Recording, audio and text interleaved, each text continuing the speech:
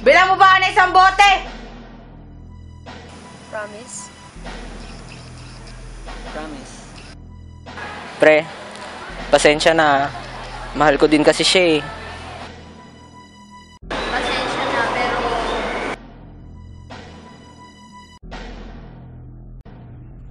I'm sorry, Mr. Mantua. Do you have clinical depression?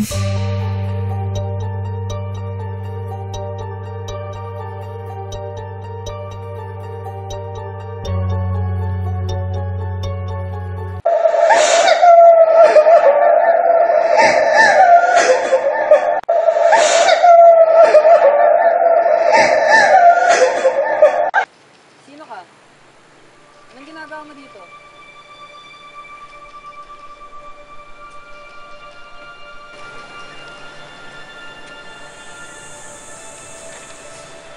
Ba yan? Kung ako sa'yo, Nak, kaninang tinatanong, hindi sumasagot. Ano ang problema mo? Ha? Ha? Tangan, baliw ata ito eh. Bala ka nga dyan.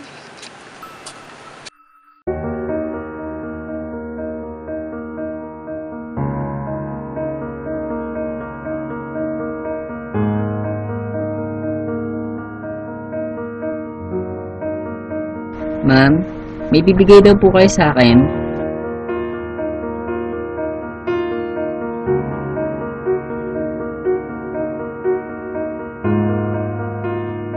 Raven, pasensya na talaga. Hindi mo na-meet yung retention policy ng scholarship program. Marami ka rin subjects sa bumagsak. Kaya, pasensya na talaga. Wala na yung scholarship mo.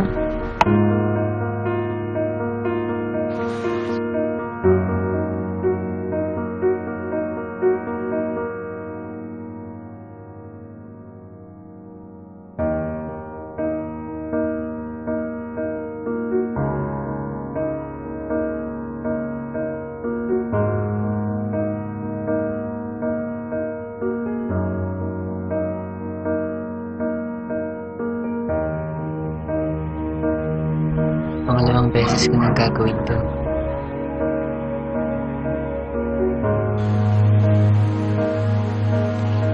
Ako nabito na eh. Bakit ka ba nangingialam? Ano sa'yo kung magpapakamatay ako? Ha? Pare-pareho naman kayo eh. Hindi nyo naiintindihan kung ano yung nararamdaman ko.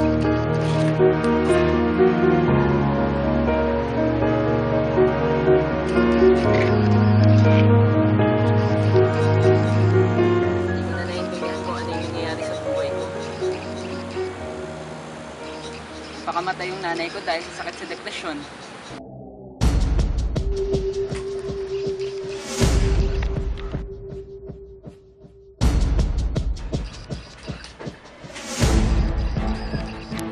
Pasok na ako. Ano ba yan? Ang aga-aga naglalasing ka na naman. Wala kang pakialam. Bilang mo ba na isang bote? Ba naman, oh? Punyeta!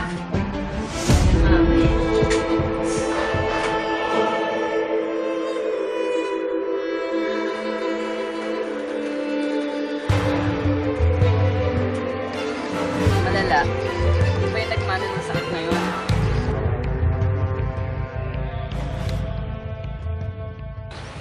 Palit ako ng taong mahal ko. Sa kaibigan ko. Oy! Eh, basta. Ayos lang. Eh, ikaw? Ito, madaming pinagdadaanan. Pero andyan naman si ate ko eh. Ha? Buti naman kung ganon. Sige, may pupuntahan pa ako eh. May kami ni ate. Sige, friend. Laro tayo minsan ha. Sige, susunod na lang.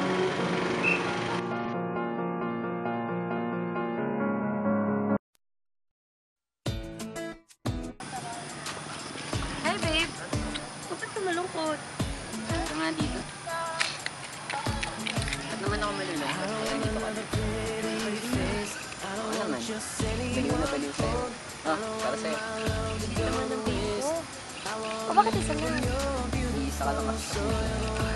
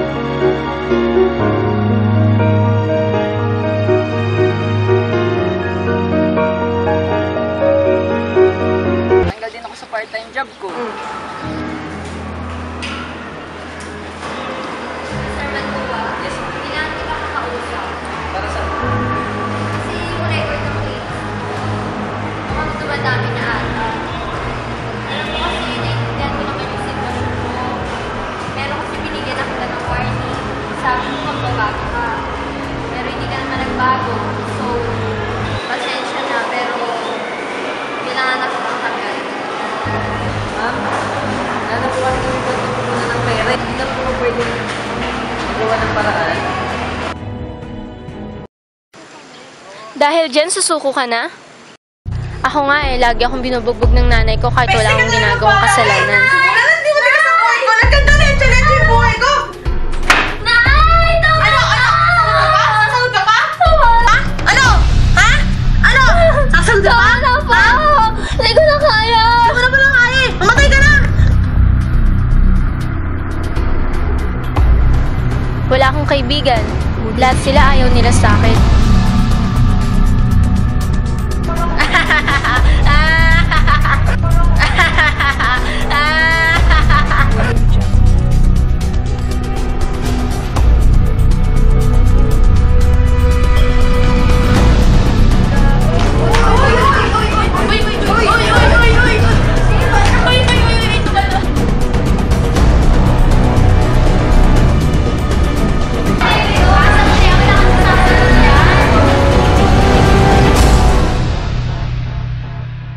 Peste ka talagang bata ka eh! Simula na hindi mo tigas ang buhay ko. Nagkanda-leche-leche yung buhay ko. Peste ka talagang bata ka eh! Peste ka talagang bata ka eh!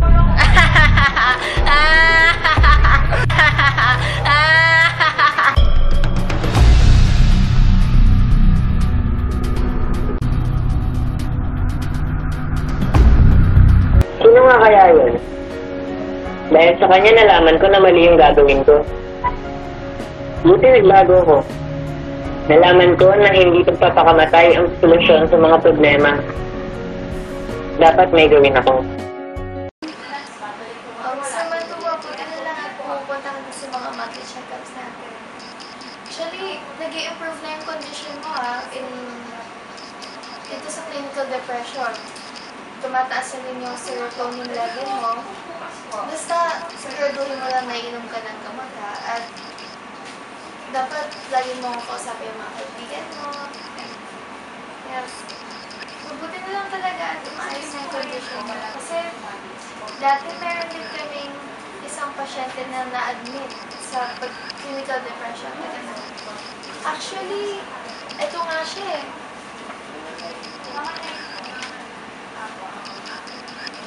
Siya nga pala sa listing niyo rin. Mga 5 years ago, ay na-admit din siya dito for clinical depression. Ayun nga lang, hindi namin siya natulungan. Masyado kasing severe, tsaka mahina yung personality niya. Kaya, eventually, nag-commit siya ng suicide. Hindi mo na pala kaya eh! Mamatay ka na! Mamatay ka na! Mamatay ka na!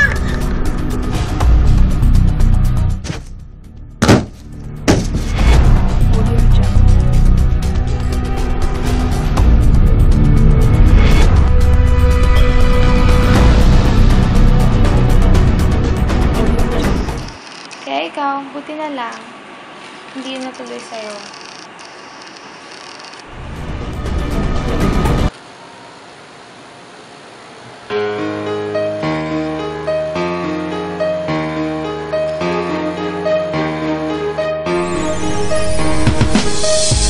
Sa buhay ng tao, normal lang ang mga pagkakamali.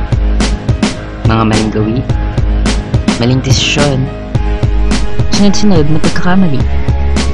At sa dulo nun, naghihintay ang isang balkonahe. Pingit kumbaga ng pagsuko.